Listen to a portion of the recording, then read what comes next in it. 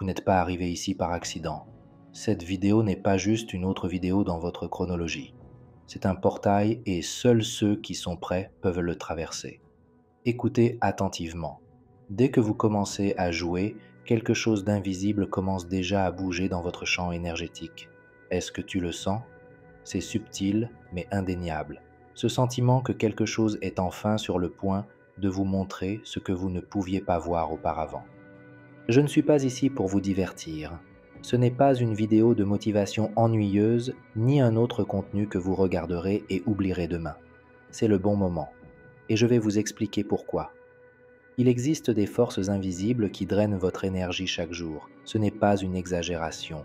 Vous le savez parce que vous le ressentez. Cette fatigue qui ne disparaît jamais. Cette irritation qui surgit de nulle part. Ce vide qu'aucun plaisir ne peut combler. Pendant que vous courez partout en essayant de régler votre vie à l'extérieur, quelque chose en vous continue de se vider comme un robinet ouvert que personne ne vous a jamais appris à fermer. Mais maintenant, ici, vous allez découvrir ce que personne ne vous a jamais expliqué. La véritable clé pour sceller votre champ énergétique et empêcher quoi que ce soit ou qui que ce soit de voler à nouveau votre force. Pas demain, pas n'importe quel jour, aujourd'hui. Et ne pensez pas que ce n'est qu'une théorie. Je vous fournirai des pratiques réelles, des connaissances profondes et des codes oubliés que les anciens alchimistes connaissaient déjà et que, sans vous en rendre compte, vous portez déjà en vous. Alors, avant que votre attention ne s'égare, respirez profondément et décidez maintenant. Vas-tu aller jusqu'au bout? Parce que celui qui reste avec moi dans cette vidéo franchira une porte qui changera tout. Vous découvrirez où vous perdez de l'énergie, comment récupérer votre pouvoir et, surtout, comment garder votre vibration inébranlable même lorsque le monde essaie de vous renverser. L'énergie que vous ne transformez pas en vous-même deviendra le destin. Maintenant, donnez-lui un jam. Ce n'est pas un geste anodin, c'est un saut énergétique. Ce pouce levé me dira que vous êtes prêt à recevoir, que vous reconnaissez cette rencontre comme nécessaire. Je le lirai comme un « oui, je suis là », écrit dans le langage des synchronicités. Et à partir de ce moment-là, je saurai que chaque mot qui suivra atterrira là où il doit atterrir. Crois-moi, ce like n'est pas pour moi, il est pour toi. C'est la première étape pour dire au monde que votre énergie est sacrée et qu'à partir d'aujourd'hui, personne n'y touche. Avez-vous déjà remarqué comment parfois une petite phrase, un regard en coin, un mot dur peuvent complètement vider votre énergie? Il n'est pas exagéré de dire que ces petites fissures émotionnelles sont en fait les points exacts où vous perdez votre force vitale. Mais voici le détail dont presque personne ne parle. Le problème n'est pas de ressentir de la colère, de la tristesse, de l'insécurité. Le problème est de réagir automatiquement sans s'en rendre compte. Car c'est dans cette réaction inconsciente que vous gaspillez de l'énergie, affaiblissez votre champ vibratoire et maintenez en vie un cycle que vous auriez pu briser. Carl Jung, le géant de la psychologie des profondeurs, n'était pas seulement un étudiant de l'esprit humain, il était en fait un alchimiste. Oui, un alchimiste dans le vrai sens du terme. Jung a consacré une grande partie de sa vie à l'étude des symboles anciens, des textes hermétiques et de l'alchimie médiévale. Il ne considérait pas l'alchimie comme une simple tentative primitive de transformer les métaux en or. Il la considérait comme la grande carte symbolique de la transformation intérieure. Pour Jung, l'or véritable n'a jamais été matériel. Le véritable or a toujours été la conscience éveillée, le raffinement de l'âme. Reliez maintenant les points. Lorsque Jung parlait de l'ombre, il ne se référait pas seulement aux aspects refoulés, mais à la matière première de l'âme qui doit être reconnue, intégrée, transformée. C'est de la pure alchimie. Le fil conducteur des émotions inconscientes doit être vu, accueilli, puis transmuté. Et voici le lien avec ce dont nous parlons. Chaque émotion intense qui surgit, chaque explosion de colère, chaque enfoncement dans le chagrin ou l'insécurité n'est pas seulement un moment fugace, c'est une matière première, c'est un matériau alchimique. Mais au lieu de l'utiliser pour la transformation, que faisons-nous? Nous réagissons, nous gaspillons de l'énergie, nous alimentons les modèles, nous permettons à ces moments de devenir des fissures ouvertes par lesquelles notre pouvoir s'échappe. Imaginez que vous êtes un alchimiste portant une précieuse fiole d'essence vitale. Chaque fois que vous réagissez sans en être conscient, vous permettez à cette fiole de déborder, gaspillant ce que vous auriez pu utiliser pour créer quelque chose de plus grand en vous-même. Et ne pensez pas que nous parlons uniquement de traumatismes majeurs.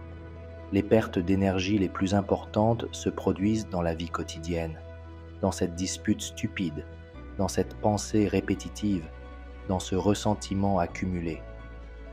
Jung a dit que ce que vous n'amenez pas à la conscience vous gouverne comme destin, et cela est directement lié au domaine énergétique.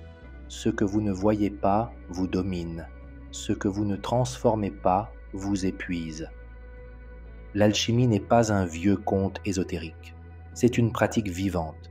Et lorsque vous commencez à considérer vos émotions non pas comme des ennemis, mais comme des indices, vous changez complètement la donne. Vous commencez à voir des traces qui étaient auparavant invisibles. Vous réalisez que ce n'est pas le monde qui vous épuise, ce sont vos réactions automatiques. Ce sont des boucles émotionnelles que vous répétez sans vous en rendre compte.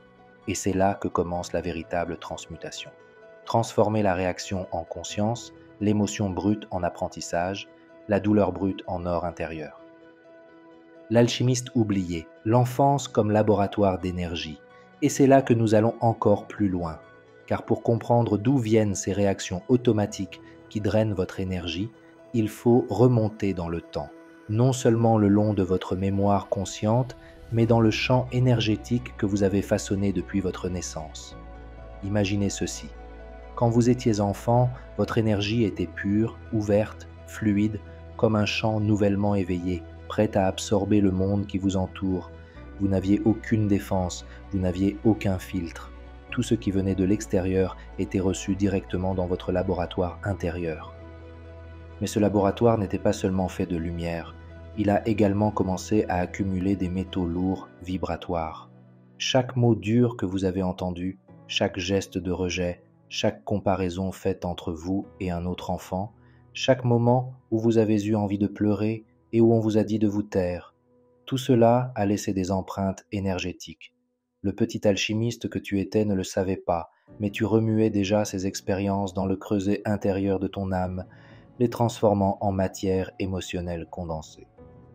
Dans le langage symbolique de l'alchimie, le processus commence toujours par le plomb. Et ce n'est pas une coïncidence. Le plomb représente ce qui est dense, lourd, non transformé. Le véritable alchimiste n'ignore pas le plomb et ne cherche pas à s'en échapper. Il l'observe, le reconnaît, l'accepte comme point de départ. Car pour créer de l'or intérieur, il faut d'abord savoir exactement quel poids on porte. Et c'est dans l'enfance que la majeure partie de ce poids commence à s'accumuler. Regarde, quand tu étais petit, tu n'avais pas la conscience de faire la différence entre ce qui était à toi et ce qui appartenait aux autres. Vous avez tout absorbé comme une éponge vibratoire. Si quelqu'un projetait de la colère sur vous, vous ne pensiez pas que cette colère était la sienne. Vous l'avez absorbée comme si c'était le vôtre. Si quelqu'un vous a qualifié de difficile, problématique, faible, vous ne l'avez pas remis en question. Vous avez avalé ces mots comme s'ils étaient des vérités gravées dans votre être même. Et c'est là que le pont entre la psychologie et l'alchimie devient brillant. Carl Jung savait que l'inconscient de l'enfant était un champ vivant et palpitant dans lequel les archétypes commençaient à prendre forme. Il a passé des années à étudier la manière dont les symboles alchimiques reflétaient les processus psychologiques. Mais ce que peu de gens réalisent, c'est qu'il nous montrait que nous étions tous de petits alchimistes depuis le début, sans même le savoir. Nous absorbons, mélangeons, condensons constamment des impressions qui deviennent alors des blocs de mémoire émotionnelle. Ces blocs ne disparaissent pas, ils restent. Et chaque fois que vous, en tant qu'adulte, réagissez à une situation apparemment simple avec une émotion disproportionnée, ce n'est pas vous, ici et maintenant, qui réagissez. C'est ce petit alchimiste oublié. C'est l'écho d'expériences anciennes qui n'ont jamais été reconnues. Il s'agit de plomb qui n'a jamais été considéré comme matière première de transformation. Il ne suffit pas de vouloir un contrôle émotionnel. Il ne suffit pas de décider rationnellement que vous ne réagirez plus. Car jusqu'à ce que ce champ d'enfance soit revisité, jusqu'à ce que les empreintes vibratoires de l'enfance soient amenées à la lumière de la conscience, vous continuerez à porter avec vous un laboratoire caché rempli de concoctions brutes prêtes à exploser à tout moment.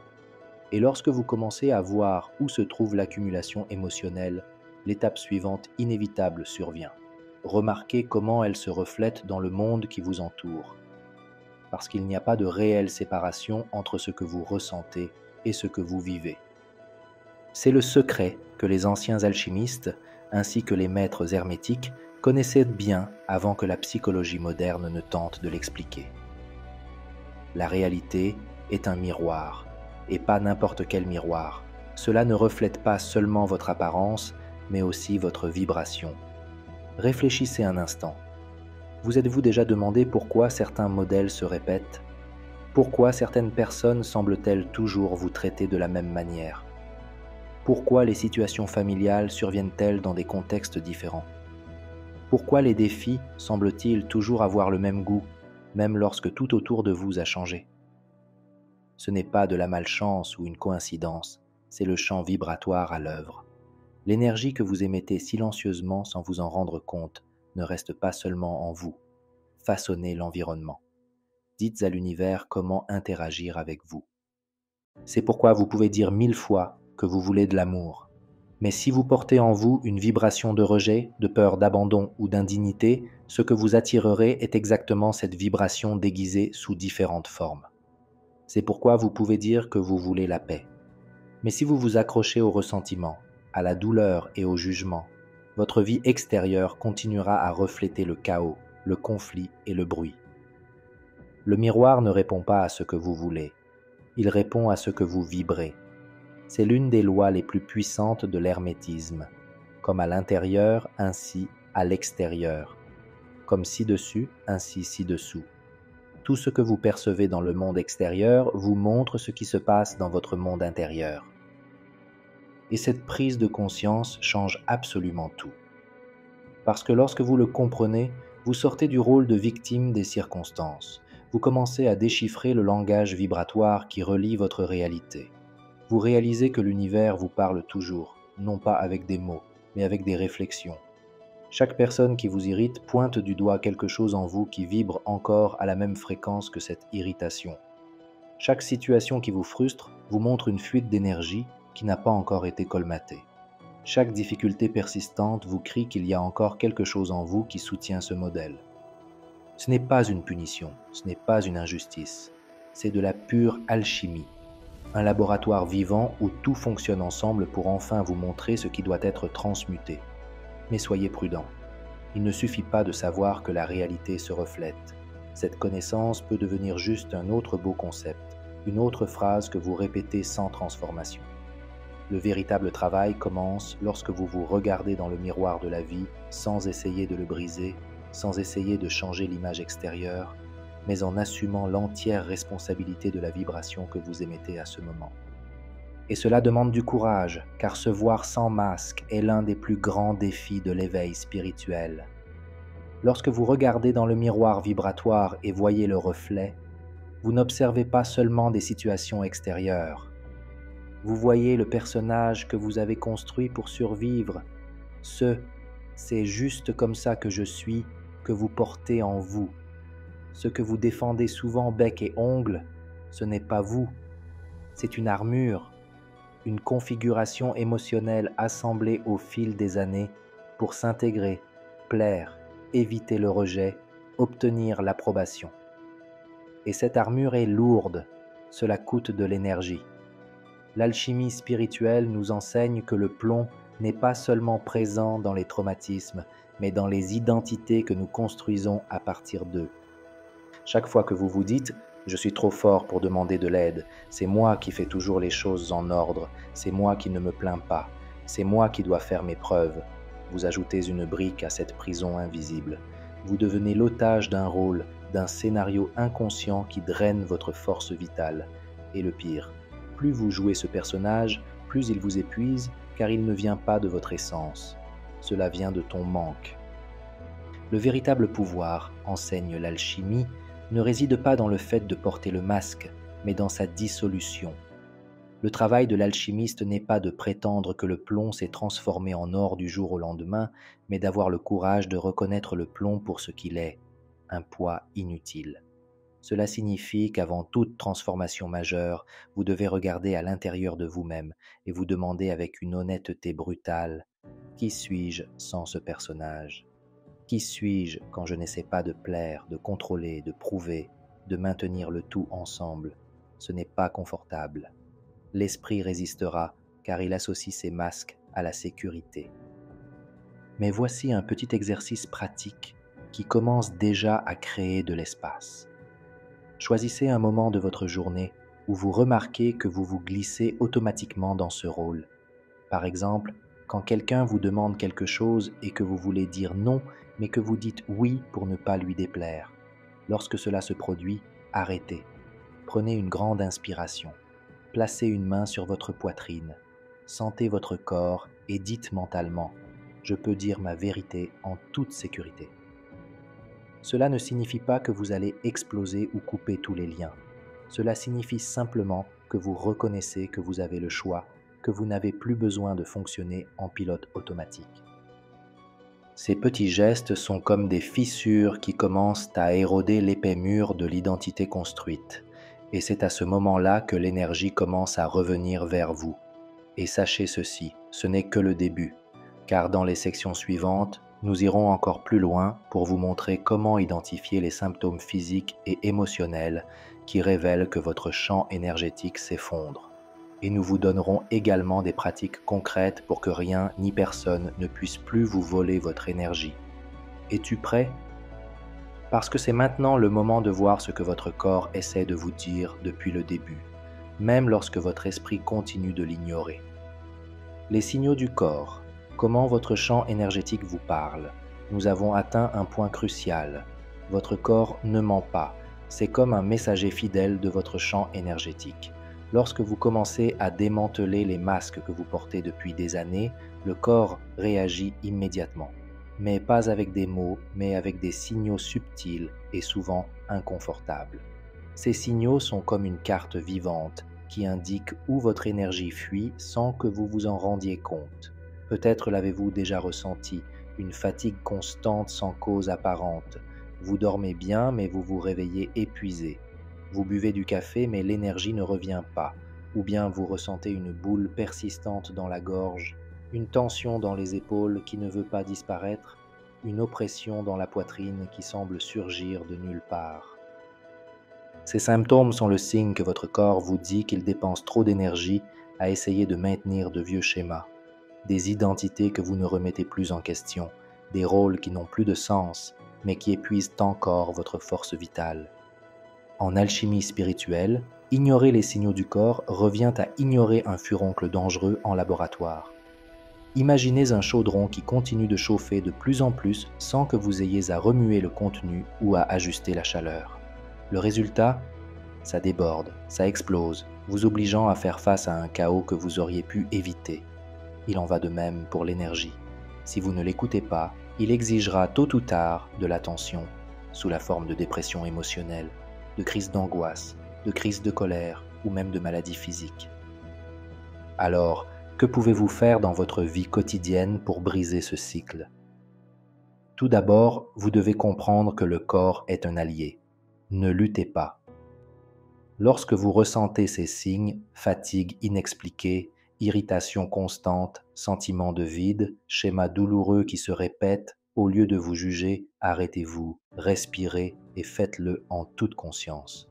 Cela ne signifie pas simplement respirer en pilote automatique, mais sentir l'air entrer par le nez, descendre dans la gorge, remplir la poitrine, puis le laisser sortir lentement et doucement. Une pratique simple que vous pouvez appliquer tous les jours s'appelle un bilan énergétique. 3 fois par jour, arrêtez-vous pendant 2 minutes, fermez les yeux et faites un balayage mental de votre corps des pieds à la tête. Demandez-vous, où est-ce que c'est tendu? Où avez-vous mal? Où est-ce que ça fait lourd? Une fois que vous avez localisé ces points, dirigez votre respiration directement là-bas. Imaginez qu'en inspirant, vous envoyez de la lumière et de l'espace dans cette zone. Et lorsque vous expirez, vous libérez la tension accumulée. Cela peut paraître symbolique, mais énergétiquement cela fait une différence. Vous commencez à éliminer les petits blocs avant qu'ils ne deviennent des montagnes. Un autre point essentiel est d'apprendre à interrompre les pensées épuisantes. Vous les connaissez, lorsque vous revivez une vieille dispute, vous répétez mentalement une dispute qui n'a jamais eu lieu, ou vous vous perdez en vous inquiétant de choses qui ne se sont pas encore produites. Chacune de ces scènes consomme de l'énergie. Lorsque vous vous retrouvez pris au piège dans cette boucle, brisez-la en vous disant « Cela ne nécessite pas mon énergie en ce moment ». Ramenez votre attention sur ce qui est réel, sur le moment présent, sur ce qui est réellement devant vous. Les avantages sont innombrables. Au fil du temps, vous remarquerez que votre fatigue diminue. Vous vous sentez plus centré, moins vulnérable aux fluctuations émotionnelles extérieures. Vos relations s'améliorent parce que vous réagissez moins et choisissez davantage. Votre créativité augmente parce que l'énergie qui était auparavant drainée par le chaos intérieur est désormais disponible pour créer, construire, manifester. Le feu silencieux, le secret alchimique de la non-réaction. Reprenant là où nous nous étions arrêtés, vous savez maintenant que votre corps vous envoie des signaux, des messages silencieux qui indiquent où votre énergie est drainée. Mais le remarquer ne suffit pas. Ici commence le véritable changement alchimique, l'art de la non-réaction. C'est l'un des secrets les plus anciens et les plus puissants, mais aussi l'un des moins pratiqués. Et pourquoi ? Car la non-réaction ne signifie pas être apathique, passif ou faire comme si rien ne vous affectait. Cela signifie cultiver un feu intérieur, un feu qui brûle de façon constante et non par explosion incontrôlée. Imaginez l'alchimiste dans le laboratoire. Ne jetez pas plus de feu pour accélérer la transformation. Ne versez pas de liquide en vrac en espérant des miracles. Observez. Règle. Il comprend que c'est le feu constant, stable et vigilant qui transforme le plomb en or. Il en va de même pour votre énergie. Chaque fois que vous remarquez un déclencheur, une provocation, une critique, un commentaire qui normalement vous ferait exploser ou vous retirer et que vous choisissez de ne pas réagir automatiquement, vous activez ce feu silencieux. Vous fermez l'une des plus grandes portes de fuite d'énergie de votre vie. En pratique, comment le faire au quotidien ? Tout d'abord, lorsque vous sentez la vague émotionnelle arriver, arrêtez-vous. Ne répondez pas tout de suite. Prenez une grande inspiration et dites mentalement « Je peux ressentir cela sans avoir besoin d'agir maintenant ». Il ne s'agit pas de réprimer l'émotion, mais de ralentir la réponse automatique. L'alchimiste ne nie pas le plomb. Il l'aborde avec un œil calme, sachant qu'en lui se trouve la matière première de la transformation. Appliquez-le à la prochaine dispute familiale, au prochain défi au travail, à la prochaine irritation qui surgit de nulle part. En ne réagissant pas, vous reprenez votre énergie car vous ne cédez plus votre pouvoir à la situation extérieure. Les bénéfices de cette pratique sont immenses. Vous gagnez en présence, en clarté et en maîtrise de soi. Votre énergie n'est plus gaspillée dans des combats vides, des défenses inutiles, des drames qui ne font que renforcer les vieux schémas. Petit à petit, vous devenez moins influencé par le chaos extérieur et plus ancré dans votre centre intérieur. Et ici, nous atteignons un autre secret oublié. Même si vous maîtrisez la non-réaction, vous avez toujours besoin de la base, de la racine. Et c'est ce que beaucoup de spiritualistes modernes ignorent. La véritable alchimie ne se produit pas seulement dans l'esprit. Sans connexion à la terre, sans alignement avec la nature, aucune transformation ne peut perdurer. Depuis l'Antiquité, les traditions spirituelles le savent. Chamans, druides, sages égyptiens, alchimistes de la Renaissance. Tous travaillaient en lien direct avec les éléments naturels. Le sol sur lequel vous marchez n'est pas seulement un revêtement de sol physique, c'est un champ vibratoire. Votre corps n'est pas séparé de ce champ. Il s'agit de vibrer ensemble, de se recharger au contact de la terre, du soleil sur votre peau, de l'air frais qui pénètre dans vos poumons. Dans la vie quotidienne, comment l'appliquer ? Simple, mais profond. Marchez pieds nus quand vous le pouvez. Posez vos pieds sur l'herbe, sur la terre, sur le sable. Laissez-les toucher l'énergie vivante de la planète. Asseyez-vous au soleil pendant quelques minutes. Ressentez la lumière comme une nourriture énergétique, pas seulement comme de la chaleur. Respirez profondément à l'air libre, remplissant votre corps d'air frais, comme si chaque cellule buvait de la vitalité. Et si vous vivez en ville, sans accès facile à la nature, faites entrer des plantes à l'intérieur. Touchez la terre quand vous en prenez soin. Laissez la fenêtre ouverte pour laisser entrer la lumière. Arrêtez-vous un instant et regardez le ciel. Ces petits gestes réalignent votre fréquence et renforcent la racine qui soutient toute véritable alchimie. À mesure que cette connexion se renforce, vous remarquez quelque chose de merveilleux. Peu importe à quel point l'esprit est entraîné, sans corps et sans terre, l'énergie ne circule pas. L'alchimie ne se produit pas seulement dans le laboratoire intérieur, mais aussi dans le laboratoire vivant qu'est la planète sous vos pieds. Et maintenant que nous sommes alignés avec le corps et la racine, nous sommes prêts pour la phase suivante. La reconfiguration mentale, le processus qui ferme les boucles d'évasion et ouvre les portails de l'énergie créatrice. Reprogrammation alchimique. Façonner le champ par la parole et la pensée. Nous sommes arrivés au moment où tout commence à prendre forme consciente. Jusqu'à présent, nous avons parlé du corps, de la racine, de la non-réaction. Mais nous entrons maintenant dans le domaine que peu maîtrisent vraiment, la reprogrammation alchimique de l'esprit. Nous ne parlons pas ici de la pensée positive vide habituelle. Ce que vous répétez sans y croire, c'est comme jeter des phrases au vent en espérant que l'univers vous entende. Non.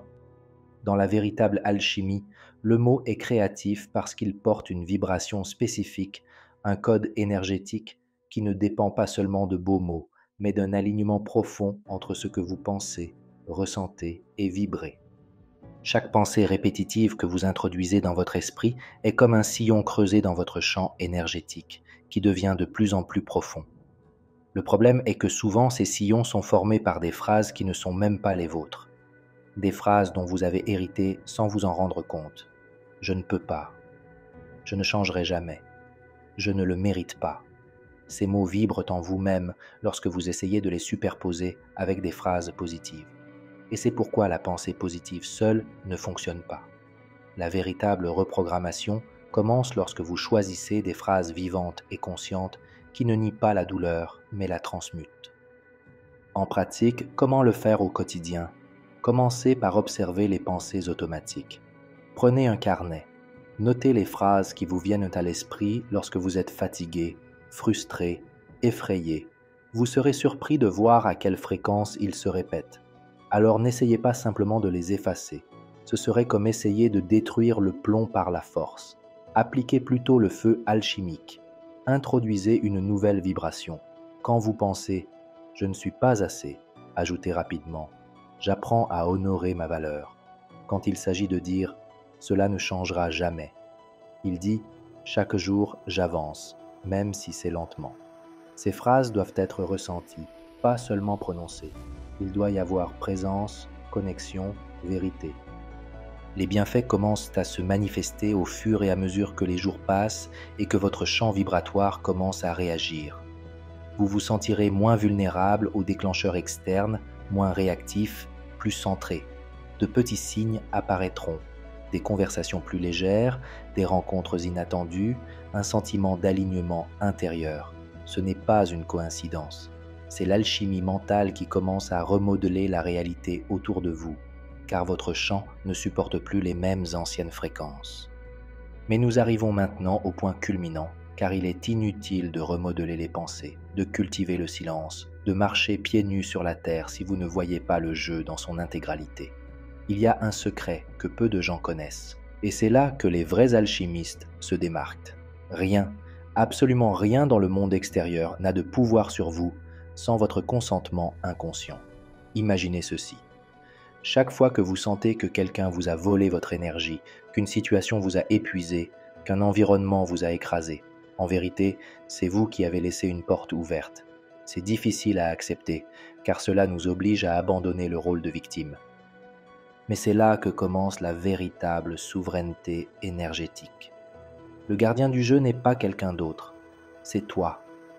Ce qui maintient votre champ ouvert, ce ne sont pas les attaques extérieures, mais votre manque d'alignement intérieur, votre déconnexion entre la parole, l'émotion et la vibration.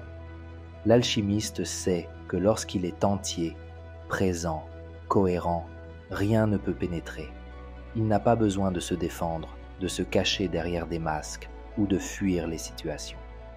Il vibre simplement à une fréquence incompatible avec tout ce qui tente de le drainer. Le plomb se transforme en or, non pas parce qu'il a combattu le plomb, mais parce qu'il a transformé sa propre essence. Et cette essence, désormais alignée, étend l'énergie au lieu de la perdre.